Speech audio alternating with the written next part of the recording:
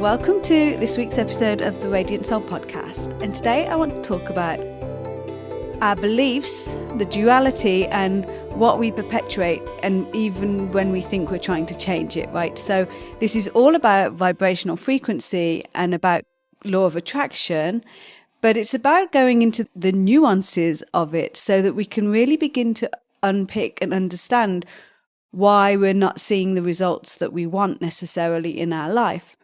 And so what I mean by this is, for instance, if you have a belief about yourself and then you spend your whole time trying to change that or change the situation or make it better or be different, like in the process of doing that, what you're actually doing is keeping the problem alive, because it's like two sides of the same coin, right? If you want perfect health and well-being and to feel vibrant and energized in your body, and you currently have illness or you don't feel amazing or you feel like you're lacking in energy, but you're constantly trying to change that, you're constantly trying to sort of heal yourself, make yourself better, feel better. I'm constantly trying to do the opposite. What you're actually doing is kind of creating this loop, this reality where the universe thinks that you don't actually necessarily want the end result, which is well-being. The universe hears you constantly saying, I've got to heal myself. I need to feel better. I want to get better.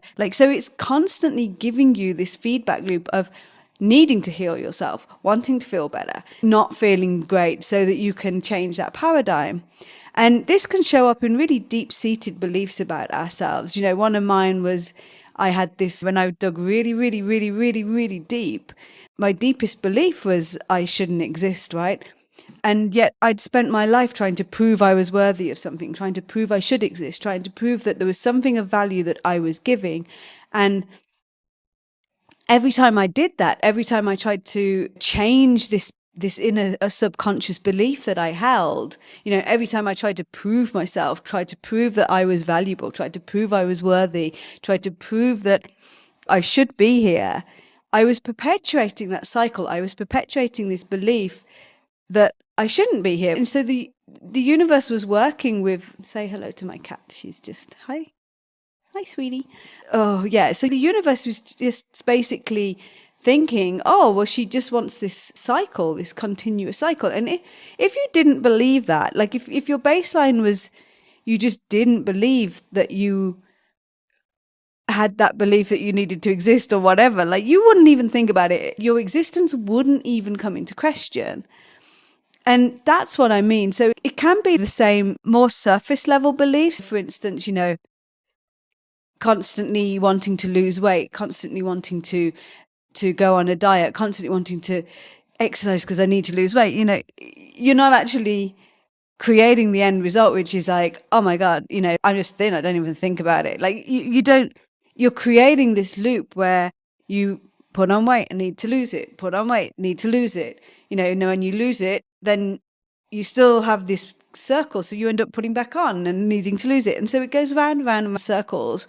And just like my needing to prove I exist, you know, proving unworthy, and then feeling like shit and feeling like unworthy and feeling like I shouldn't exist or that no one wants me. And this continuous cycle. And it's really nuanced. You have to be really honest with yourself and you have to dig really deep, because when you find that belief, and who is the sort of person that believes this? What is this person believing to behave like this? If you can view yourself from an outside point of view and be aware of how you're behaving and then start questioning, well, why am I behaving like that? Who would behave like that? What are the beliefs that someone who behaves like that believes about themselves? And when you find those key identity beliefs, it's like, well, what would it actually be like if I didn't ever think that, if I didn't ever question this belief, if I didn't ever even contemplate it, if I never had that belief, what would my life look like? Who would I be? How would I show up? And one of the first things that came up for me was just complete freedom. It was like, oh my God, I just wouldn't even think twice about being me. I would just be me wherever I was and wouldn't even think about it. I would never even question my worth. And when you start digging really deep with this, this is when you have life-changing experiences. This is when you can really dig into who you think you are based on these beliefs that aren't true, that you don't need to carry. You really can just stop believing them. And the person that stops believing in them doesn't keep doing all the actions to change them. The person who just knows that they're healthy and vibrant and well just is vibrant, healthy and well. They don't even think that they'll eat food that feels intuitively right. They'll move their body when they intuitively want. They won't even necessarily be conscious or thinking of their actions. Their actions will be guided, because they just probably believe that they're healthy and well, that their actions are always guided intuitively and in the best interest of that, right? They're not trying to prove anything. They're not trying to prove themselves well when they're not. They're not trying to prove themselves thin when they're not. They're not trying to change this existence or prove their worth when they feel that they're not worthy. And it's all perceptions, right? Because our thoughts create our reality. It's a thing, it's quantum physics, it's been proved, blah, blah, blah. I don't need to tell you any of this. It's out there now, it's in the mainstream. Our thoughts create our realities. And so what are those thoughts? And how can we really dig deep to find those nuances and find those places where we are perpetuating a cycle? One of my things was not believing my own voice or trusting my own intuition and my own things. So always asking people for questions, always questioning people, what do you think? And if someone was self-assured, they wouldn't even think that, they wouldn't question anything. They would just go about their day and make decisions and not even question whether they're right or wrong. And you can really start changing who you are and how you show up with this, because these beliefs become our identities, and we think that that's what we are. We think that that's what needs fixing. And actually what needs fixing is the awareness of the belief and then the complete dropping of it. And who would you be if you didn't have these beliefs? Who would you be if you never worried about your health or your bank account? How would you show up? And it's in the doing of that and in the being of that person that you become that person, and then your life and reality shift to match that, right? We have a cat attack. This is Misfits, but she never goes properly in the camera. You just see her tail like a little shark circling me. So the invitation is to really, tenderly and gently, always, lovingly, always, compassionately, always, never go into self-inquiry with anything other than those qualities, right? Because if you're going to go into self-inquiry and be a bitch to yourself, then you're not welcome.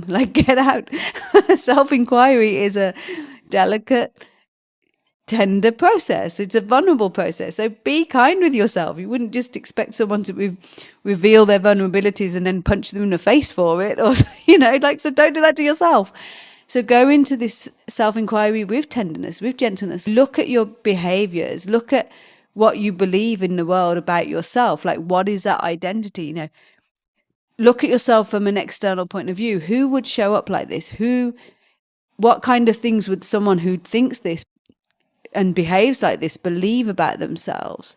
And then you start digging deeper, and then you become aware of for me, the deepest belief was I shouldn't exist. And so when you find those really deep beliefs and then you just learn to drop them, what would I look like without this belief? What would my life look like? How would I show up if I didn't ever have this belief? And when you really feel into this, it's complete freedom. For me, it's felt like freedom every time, because these are constricting, these stories that we kind of, identify ourselves by and show up in the world by.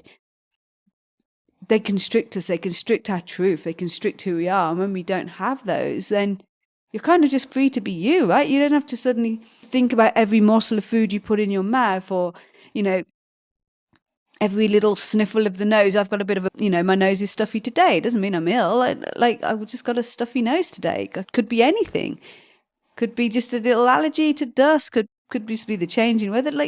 Just could be my nose is inflamed. It's not like I'm thinking, oh my God, I'm going to be ill. Oh my God, I've got a cold coming on. But that isn't something that I worry about. Well-being is not something that I worry about. So I'm not looking constantly for, am I well today? Where have I got pain? Is my hip hurting? Is this hurting? Like, no, I don't think like that. So it's not really in my reality. Do I get pains and illnesses? Yeah, of course. But it sort of brushes past me and I get over it pretty quickly and I move on, right? Because it's not part of my identity. But when you are perpetually cycling around this, I must heal myself. I've got to go to the, this person, that person, whatever the practitioner is, or I need to take these herbs, and these herbs. You're perpetuating a cycle. You're playing with two sides of the coin and you're kind of stuck in this endless loop. Like, I'm trying to prove my self-worth. I'm trying to prove that I have a right to be here. And then I feel like rubbish and I feel and the universe gives you the opposite, right? So that you can keep doing the healing, so you can keep going back. And it's a perpetual cycle and only you can break free of it. But it takes tenderness, it takes vulnerability, it takes honesty. And then it takes practice. Like, you'll slip back into those old ways, you'll slip back into the old patterns easily, but it becomes practice. And when you've done it once and then you've done it twice and you really start to like recognize that sense of freedom, that new paradigm, the old one kind of feels off and you start realizing, well, hang on a minute, it's like putting on the wrong size shoes and walking around in them. They just don't fit anymore, right? It doesn't fit. It feels weird. And then it's very quick, then you can start snapping out of it. And it's a process. All of these things, all of these tools I teach you, they're practices. They're called practices for a reason. We practice them because we are beautiful and human and sometimes forget how to show up as our beautiful spirit, full God selves, right? Because that's the game. That's why we came here. Isn't it wonderful? We came here to forget magnificence so we could relearn it. It's a wonderful game. So we get to play that. And this is one of the ways that we get to self-inquire and really see where we are perpetuating a paradigm that isn't necessarily useful or serving us anymore. So thank you for listening. I hope you've enjoyed it. I don't know if you can hear my cat purring on my lap, but she's keeping me nice and warm. Sending you lots of love and wishing you a wonderful week. Bye-bye. To find out more about how to work with me, then visit soulartbyshirley.com for art, commissions and courses. And if you love this podcast, please hit subscribe and leave a review. And if you take a screenshot of your review and email it to soulartbyshirley@gmail.com, I'll send you a radiant soul hypnosis as a thank you gift. Thank you for listening. I love you. Bye.